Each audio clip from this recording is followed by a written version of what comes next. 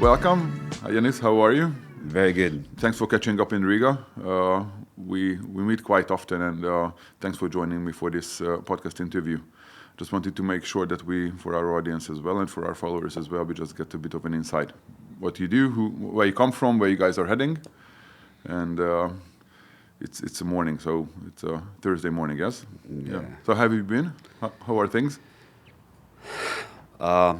Changing. A lot of changes in this. At that time is happening as well in the world, in the countries, and in the company as well. So we are also in the process of changes, like I explained already on the stage in Budapest. So there's major changes going on in the processes, in digitalization, everything. This is a major focus, to remove the bureaucracy on different kind of internal processes and be more speedy, more accurate, more quicker, more simple as well in the end of the day. So this is where we are heading, changing our internal processes to become more attractive for the users. Yeah. I was at the event yesterday by the Bank of Latvia, Latvia's Banka. It was very interesting. It was a fintech event, and there was a lot of interesting topics and dialogues. And I definitely see that here locally as well. A lot of things changing. So I come here like once every 2 weeks, 3 weeks. Kind of that. Yeah. we end up catching up. Yeah. So when did you? Allow me, because we get a lot of inquiries and I get a lot of questions. Most of the things I think I know, but let me just get a few questions in, and probably our followers and our buyers and our clients will have better information. So when did you get into the financial sector? Because we know each other, it was never a secret, we know each other for a fair few years, but when did you get into the financial sector? So, long story short, I started in 2010 in a bank. Yeah. In 2019, end of 19, I finished the bank. Then we moved to the private sector, to think what to do next. That's how we met. You were a banker back then, yeah? Yeah. And in 2019, so I came to one of my good friends, customers, and so on.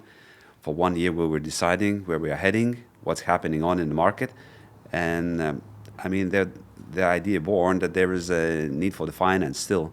There was at that time only a couple of banks who's doing the finance, and there's no alternative finance available in the Baltics. Even at that time, was already the trend of crowdfunding platforms was growing. So we were thinking, okay, let's reinvent this. And let's offer this equity crowdfunding, which is brand new in the market in the region.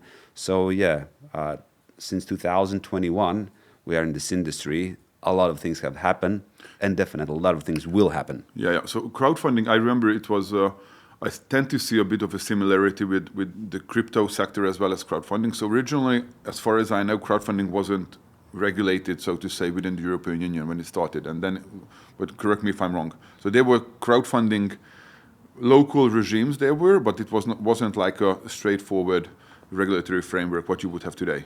No. At that time it wasn't. The banking system was different at that time. But specifically in our region, the major thing was this lending. Okay, but already in the States, in the UK, there was already this equity crowdfunding, which was already booming, and then this alternative markets with fixed income finance came more popular and popular, and people love this fixed income. Obviously, the alternative investment always offers for the investors double. Yeah, just to make sure everybody who is listening, we don't get it clear. So if you look at crowdfunding, so you started. Let's look at from the big picture. So there's certain ways you can do crowdfunding. So one is the equity-based crowdfunding, and you have the fixed income. Can you just please elaborate on that? What type of crowdfunding is there in the market? 3 crowdfundings in the worldwide. One is donation, which is basically Kickstarter and different kind of donation platforms in each and every country. That's one thing where you donate. This is also the story of pretty much this is the oldest type of the crowdfunding. So like a Kickstarter type, so you're basically buying a product early, cheap. Or just donate the idea. And if you're lucky, then you get something in the end. Yeah, but it's not, kind of. But what I've seen with this Kickstarter is like somebody invents a bicycle, it needs whatever money to produce it, and then you chip some money in, and then you basically buy the future, buy the future if there will be bicycles ready. But with the donation, I mean, this is one of the oldest type of the crowdfunding, because all the monuments of the freedom, basically in each and every country, was built with the funds from the public, basically on donation crowdfunding. Then is the equity crowdfunding, where you buy the specific assets, specific asset class from the entrepreneurs, and then is like shares, for example, like shares, bonds, rights on something. Okay, and then comes the third one is the lending, where you lend the money. I mean, peer-to-peer lending, or just the So say donation. I would have a company that requires some type of funding, and then I will offer. So try to go case by case. So say I would have a company. Viktor has a company, and I need to raise some funds because I want to grow, for example, whatever it is.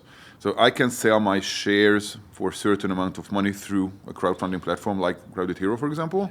Exactly. And then I get some money coming in for the shares, and I can use that money for whatever I'm planning to use it for. So that's one thing. The second thing is, just to make sure I get it right, is I need X amount of euros to grow. Then I issue an instrument, or I issue something where I promise that I will pay you a fixed interest, for example, 10%, 12%, 5%, whatever interest for certain amount of time, which we can decide, or I can decide, yes? Yes. Am I correct? Yeah. And exactly. then you, or any crowdfunding, ideally you issue you start a crowdfunding project, but I'm the one who is actually offering exactly. Something. Okay, and then I pay on interest on whatever. Yeah, fixed interest. Yeah, like in a classical bond market, stock market, or whatever. Yeah. Okay, gotcha. They're both instruments. This is just an alternative way to raise the money. Okay, so good. Okay, so I think it's just important to differentiate. Yeah. Okay, so you started crowdfunding, I think 2021. Late 21. Yeah. Late 21. Yeah. Did you enjoy the licensing process back then? Actually, if you don't mind me asking, it's always. Yeah. Actually, our journey started with I think on 20 we wanted to acquire license.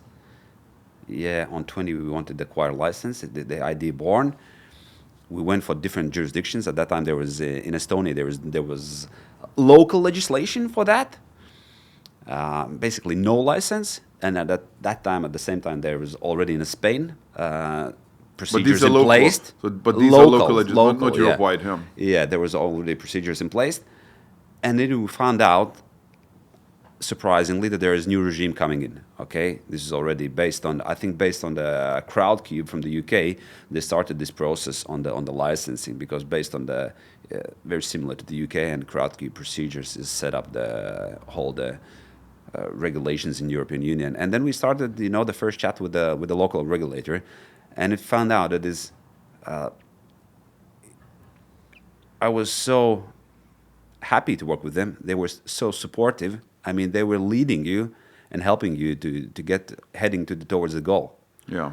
And that's always, in all the businesses, when you see that another side is also interested to make some business, or even in our case to get the license. This was a great journey.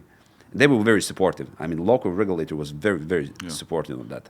I think, I remember, I've always looked at crowdfunding. It's a very interesting business, and obviously I get a lot of insights from you in the past years as well. But I think what was fascinating to see that there was a regulation. So, as I said, it's kind of like what we experienced with crypto, that there was a lot of things happening locally in certain jurisdictions in the European Union, but then Europe-wide legislation comes in, and then each member state will implement some elements, and then there are some guidelines how to do it, and then you have regulators in the end who are taking it serious, and then you want to get some type of licensing regime out in these cases, I think. Yeah, I mean, still there is kind of bureaucracy things, Of course. But it's always good, to work that whole Europe is working under one regulation, so there is no surprises why in one jurisdiction is X type of the rules and another is Y type of the rules, But now everything is the same. So yeah, I mean, we are one of the challenges right now, what we are seeing, that there will be fight going on against the non-licensed platforms, which obviously, I mean, they are offering the customers what they want. So basically no bureaucracy, no questions, no ID, just the email, boom, you can transfer the money. I mean, but exactly that's the reason why the regulators are not chasing, but that's why the regulations are in place, that potentially from one side, the investors are aware what's actually happening, Of that course, all the notifications is in place, that hey, you can lose the money, guy. I mean, that's a kind of risky still. It's more risky than classical bank deposit. I mean, it's more risky, but there is an opportunity to make triple the money you can get from the bank deposit, but obviously you need to take some risk. And as well for the project owners, hey, you cannot onboard. I mean, you cannot onboard 10 of your own companies. I mean, that's a conflict of interest, and that's what is happening in the market, or was happening in the market. I mean, you're always, raising funds for yourself, and that was the biggest problem. So, yeah, so I'm happy that there is this, even though it might seem kind of complicated, but it's always I think, good. We've seen it with our MiCA license that, and looking at how legislation is changing, it will be very close to. So look at the entire, as you said, with the crowdfunding sector, for example, that you will have bad players without a license, probably even outside the European Union, whatever, doing this type of service and targeting within the EU as well, or unlicensed or something on the border. These things, in my view, will be pushed out of the market because regulators will go after, and then the market preconception will go after it as well, because people need some type of security, in a way. It's not, taking a risk with an investment. It's fine because you have a risk with it. Whether you make money, a lot of money, a little money, you might lose a little money or a lot of money. That might be the case, but you still have the security that the whole structure that you are working with is something that's stable and it's not there to trick you. And I think that's when regulation very much kicks in. Yeah, just to inform both sides. Yeah. What are first of all, what are the conditions, and what are these consequences of your investment. So you can win, you can lose, or you can be break even, you can get introductions, but you are more aware or educated on the process. I think that's what the major thing. The regulation is helping for the investors to be more educated on what's happening actually behind the scene, behind the curtain. Yeah. So from a user perspective, whoever is buying an investment product through CrowdedHero, we have a white paper that we have to prepare over. We love documents as well, but what is in your case? It's not a white paper you have, yeah? No, we have similar documentation. It's called the Key Investment Information Sheet, which is KIS. There's all the major information. Okay. There is some interesting facts that it cannot be more than 7 pages, so it's quite short. So there's a maximum. There's a maximum. There's a set maximum. That's kind of interesting, and challenging at the same time. So because always you want to put more information in it, but no, you need to be very specific on, and that's good for the investors. Do you have any specifics on the font size you can use, or using like size 4 font, and then you actually put 25 pages? Full 7 pages. Yeah.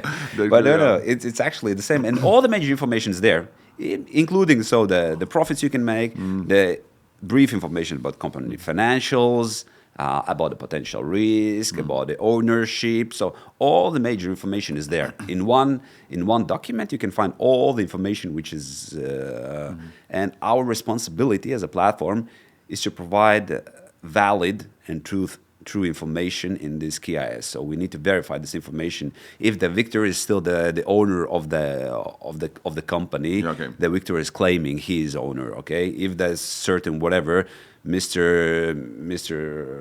John is the owner or director in this certain company, if the financials are right or wrong. So that's the case. Yeah. So you joined us on our event in January in Budapest. Thanks for that. And I remember your presentation about the market size. So we're looking at all the predictions where the crowdfunding market is heading globally in Europe. So I think it was like $40 billion versus it will be like that in 5-6 years. And like 12-13 billion euros versus. It's a huge sector in crowdfunding. Do you see any trends today? Like what type of products in crowdfunding that are selling better than other ones? Because you've done a fair few projects, and I think you're experiencing what goes on the market. What would you think that are the good type of projects, and what type of projects that are good for crowdfunding? Yeah. So at the beginning when we started, we were thinking that we will be able to sell umbrellas in Arctic, and that's obviously you cannot do. So therefore, what is popular in the States, it doesn't mean it will be popular in Europe or specifically in the Baltics, in Latvia. So therefore, the trend, specifically in Europe, I mean in the eastern part of the Europe, is that people want to understand and want to have the first answers, how much money I will make it. Okay, potentially, I mean, some imaginary calculation, even though that there is written one or an X type of the percentage you can make, but I mean, in average, it will be 10% or above. But it's given in the document, in the scheme formation. Yeah. We are paying a certain amount, X amount of the dividends or X amount of the percentage. We are issuing the bonds or whatever. So people want to have this very straight, clear answer. So I will make 12% annually from my investment. That's it. So this is the most unique language in the whole world, or specifically in Europe. So I will making 12% against the risk I'm taking. Okay, and that's it. So it's very easy to make conclusions on that. But in vice versa on the equity market, it's always about the personality. So people always invest into the persons, about their circle, their network, what they have, whatever in their phones. Okay. These are the major or the target group of the investors who put the equity money in your project. And that's happening. And it's always the same. 3F principle, friends, family, and fools, it's always the same. And it's always, in the startups, it's always the same. So the trend is that the fixed income market is growing. So fixed income means that? You know on what rate you are doing your investment. So whoever is doing the offering, so whoever you do the funding for, so your B2B client, so to say, in the key investment information sheet, it will determine like they will pay whatever percentage guaranteed on a whatever time. Yeah, and the coupon payments or your profits, you can receive your coupons once per every quarter. So that's it. I mean, very simple, very straightforward. No need to go into the deeper. If you're a professional in financials, you can find these financials, how stable is the company, and et cetera, et cetera. But yeah, you can have this very simple, nice answer. So 9%, 10%, 16 or 8%. There is or there isn't a collateral on that. That's it. I mean, very simple, and that's what the market is right now looking for. And it's very good right now. The Signet Bank in Latvia is doing great. Redgate Capital in Estonia is doing very great. The Lithuanians are doing great as well. So this is the market, and our region is more educated on these type of the products right now, and people start to understand. But you have clients not only from Latvia, I think, yeah? Yeah, less than 50% is from the Latvia. 40% is Latvians. The rest is abroad. I mean, we have the Estonians, Lithuanians, Germans, Spain, Portugal. 95% or 97% is the Europeans. Yeah. So how do you do the expansion normally? So it goes organically, or depending on who is offering the investment opportunity? We're trying different kind of scenarios. We are growing our internal network. We have ambassadors in place. We have 15 ambassadors in different who is promoting as well in different countries like Estonia, Lithuania, Finland, Germany, Spain, Portugal, Malta, Cyprus, Italy, Swiss. We're having ambassadors over there, so who can spread the word about us. And of course, we are doing some collaborations with the bloggers. To do some brand awareness things. Sounds good. Okay, you've been doing some innovation internally. It was something to do with blockchain, which I was very fascinated about. We are not the ones doing it for you because it's very different what we do, just to make it clear. Can you please help us understand what you guys done? I know it was a complex project, and it will be completed very, very soon internally. So what was it, and why is it an advantage if you... Yeah, so at the beginning, we started the process with a SPV or special purpose vehicle. So each and every project need to establish separate entity to run the projects, to run the fundraising. Okay. Because that was the case how we can register the ownership of the investors, in different kind of assets. So how we can register their assets on their own name. But it was found out to be bureaucracy, complex, time-consuming, costly as well. I mean, and it's not helping us. It's only negatives, yeah. Yeah, I mean, no, there's a lot of good things. In Latvia still, there is simplicity, and I mean, from the law part is very good. I mean, it's straightforward. You have to do it very quickly, but in reality, it's a different picture. I mean, negatives from your client experience, that it's a lot of headaches that they have, a lot of hoops they have to jump through. Yeah, and there's always new challenges coming, and there is changes because there's always a lot of human factor in the process. So one notary can look on the things in whatever 100 different ways, and the same way in a company house in Latvia. So therefore we are moving towards the digitalization, what we said. So we can use this modern word, the blockchain. And I would like to emphasize that there's nothing to do with the crypto, but this is only the technology of the blockchain. There is coming, or there is already in place, the new regime in European Union called DLT, Derivative Ledger Technologies. So you can run your ledgers or accounting papers in a digital way. There is a lot of jurisdictions already where it's already happening. Germany is probably #1 right now. I know. And we are doing collaboration with Niala, with our German partners, who will be issuing us the digital bonds. I mean, the same old instrument, just in a digital way. So what are you achieving with this? What will be the positivity of this?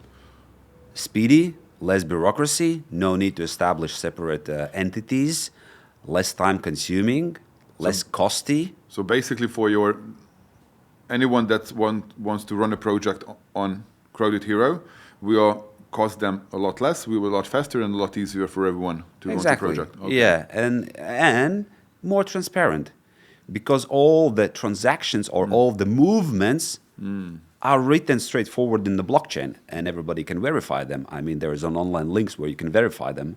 That's the one thing, and probably second, the biggest challenge this new solution will be sorting out is the secondary market and availability to share the projects across various crowdfunding platforms. So this is also one of the problems right now in the market. So if the Viktor is running one of his project, you cannot share it across different kind of platforms. So you can only buy the Viktor's project only in Viktor's on a certain crowdfunding platform. But right now with this new technology, it's like with the bonds. So whatever you have your bank account in Hungary, in States, in Singapore, or in Italy, you can buy the same bonds issued by the local issuers, and that's one of the it opens up the market significantly. And shares. We can share the project already through to 7 other crowdfunding platforms. So we can always share the project. Hey, maybe you wanna I don't know, diversify your risks. I don't know, do investments in Hungary, do investments in Italy, do investments in Germany or in the Netherlands. So there is an options for you to choose. It's not only this one, because of course certain jurisdictions is a certain risk of amount you're taking. So, and this will be this new technology which will be in place. I mean, in the coming weeks, we are already in testing phase. We have agreements. We have already done the integration with Niala. So in coming weeks, already our investors or users, we're having just a little bit above 5,000 of them, will have these chances to use this new technology. And technically nothing is changing for the investors. They will not even see that or notify that. That's only the way to register very quickly the assets on their name. That's the process of asset registration. Let's call it that way. Yeah, that's nice. Yeah. So you will go live with this, and then obviously launching new projects, I would assume. A lot of new projects. Yeah, in coming weeks. They are coming in weeks, yeah. Yeah, I'm usually very careful with dates as well myself, because there's a lot of things in the way. I like an integration like this. It's very, I almost use an F word, but it's very complex, and then it can drag out these things. I know. Yeah, I know. It's not only based on our decisions or I know exactly. plans. So any projects that are coming in for CrowdedHero, do you see any? Would they local, or they might be coming in from anywhere from the European Union? We'll start with the locals. Yeah. So our focus right now will be the fixed income with the locals, with the solid financials, so the people can verify that. As well, we want to do some social project, which we see the market is asking, and there is a need for these social projects, to do some investments into like a very successful project was the local manor and things like that. The people want to support each other, give a hand, to make it happen, some things back again. So if there is a nice idea with some solid concept, people are always very open to support them. So these will be basically the two sections. I think so. Overall, there's a lot of very high demand for equity, and there's a very high demand for projects and especially raising funds in today's market. So any alternative solution, I think that's out on the market that can potentially have a huge growth opportunity, I think, for everyone. It should be. There is a demand for the equity, even though that our region is not very well educated. I mean, to attract equity. I mean, the new generation already understands, and they're starting it. So, I mean, independence started in the 90s. I think our financial capabilities or our financial education is starting, I don't know, for the last 10 years. I mean, the people start to understand there is different kind of ways to raise the capital. And that's not only, you need to go to the bank and then take the loan. I mean, there is plenty of alternative ways, starting from the business angels and finishing with the crowdfunding platforms or the crypto platforms or the blockchain platforms like BlockBen. I mean, there will be the alternative ways coming. I mean, it's coming. I see the change, yeah, definitely. So you've done a lot of things in the last fair few years, and we did the same thing, and the world is changing. And what I see with tipping points, then there's a lot of buzz around things. It can go up and down and widen out or narrow down, but there is going to be a tipping point where it gets to a position that I think with the DRT technology, especially with crowdfunding, just to make these things very easy and fast for everyone, unlike how it was before, that can be like a tipping point. So I think it's definitely a big advantage for you guys having it in the region like this. Speed and simplicity is always,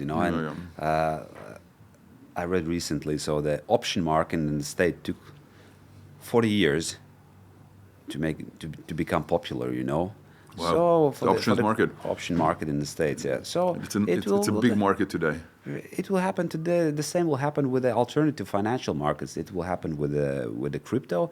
It will happen with the crowdfunding and with the blockchain in general. I mean, technology is very nice. Technology is nice. I mean, very transparent. And it will be. I think it will be implemented more and more in different kind of ways. We will see in more ways than only the word. So the crypto is not synonym for the blockchain. Of course, it's very, very different. But you guys have your own crypto as well now. Thank God. It was a process with us as well. We've spoke about it.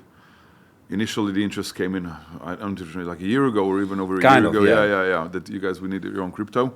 So today's discussion is probably about to get a bit of the market and you, but just a couple of words on Crowdex. I think it's a well-designed token. We see, and allow me just to give you some elaboration on what we see as well, and then just share your thoughts on it.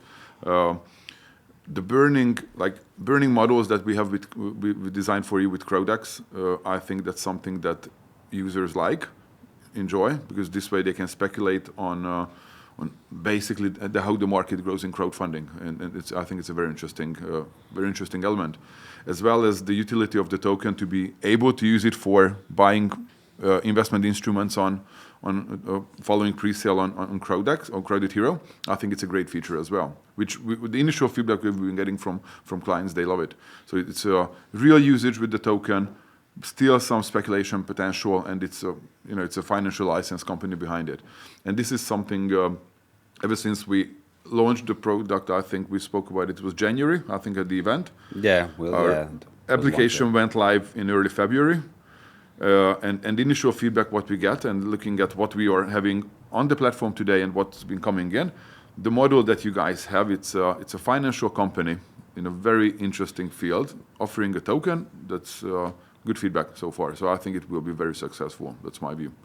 We are betting on that as well. Yeah. So this is something new, even though that from the side it might look very similar. So it's not similar at all. I mean, we are in different world, in different networks living, basically. Yeah. So, and we are very curious where the world will bring us. I mean, if there will be some as well new usage presented to the investors, so who will buy the CrowdX as well. But there is that's very trendy right now. Everybody is speaking. There's I think that the right time is now. I mean, like with the in the stock market. So the best time was 20 years ago, and the second best time is right now. So we are using the second best time right now, to be in the market. So even though this was, popular, these IPOs were popular, but as well, this is something different. I mean, There's I think there will regulation. change. Yeah, I mean, You need to present some actual data, some actual financials. we get a lot of inquiries. So the best clients like you, it's an established company. You've done several years of operation. I'm sure you've done things that you screwed up. You've done things which you were very successful at, and then you arrive at the conclusion on the second day. Then okay, so we're going to be going this direction. So which I very much enjoyed, and there is a very big growth potential with you guys. Getting blockchain into the system and understanding, 2021, like 5 years almost 4 years in operation, that okay, this works, this doesn't work. This is a very good information for everyone, because it's not that you are starting it, you wake up on a Tuesday and okay, I'm going to start a business, which is a good idea, I think. And I encourage everyone to start a business on a Tuesday. From day one. Yeah, on day one, yes. But you need to go through certain steps where you need to learn, regardless you like it or not. Years have to pass, and you have to understand what works within a certain business and what doesn't. So, challenge was to, you have demand for crowdfunding on both ends, but you need to make sure that you can make it cheap to be onboarded for who wants to offer an investment opportunity, and you need to make it fast. And you go through this thing, which I think is obviously that's a lesson learned, because as you said, it's not something that you knew on day one, but you have to go through what are the challenges. And I think in these cases, especially with a financial company like yours, I think it gives a very unique opportunity for any token buyer for Crowdex that, okay, listen, these guys know what they want, where they're heading, they have experience, and then see where it's heading further, I think. Yeah, the market is changing. I think we will see some more changes, because right now there is I don't know, 2 big players in European Union. That's it, and everybody is looking only to them. So I think they will be coming more and more like a small, like a small bank. So there's always place for smaller players as well, and this will be growing.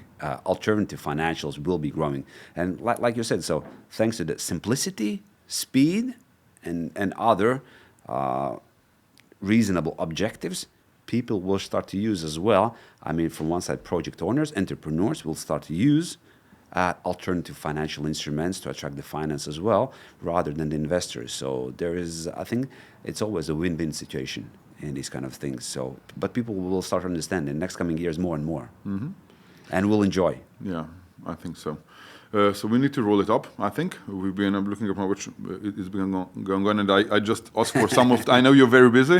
I'm busy myself as well, so we have some limited time. So thank you very much for joining me. We have some very interesting information coming out about CrowdX, and we will spread all that information, and hopefully we will able to bring as many CrowdX tokens of yours to the market as possible. So thanks for joining me. Thank you, Viktor. So cheers to all the BlockBen team. Okay. Yeah. Looking forward, if anyone has any questions, so they can find me on LinkedIn or any social media. Yeah. I'm trying to answer as soon as possible. So, and we are open for the future together with the BlockBen. I think there's a very nice synergy and collaboration. I will hold you to that, because it's not the last podcast we are doing. I guarantee. Okay, thank you very much. Thank you. Thank you. Thank you. Bye.